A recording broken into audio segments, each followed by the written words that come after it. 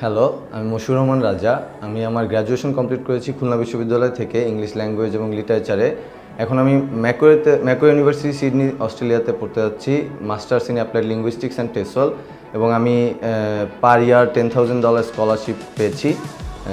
যখন আমি হায়ার স্টাডির জন্য পড়াশোনার জন্য রিসার্চ করছি, তখন আমি প্রথম এক্সিকিউটিভ স্টাডি অ্যাব্রোডের খোঁজ পাই। পরবর্তীতে আমি এখানে এসে আমার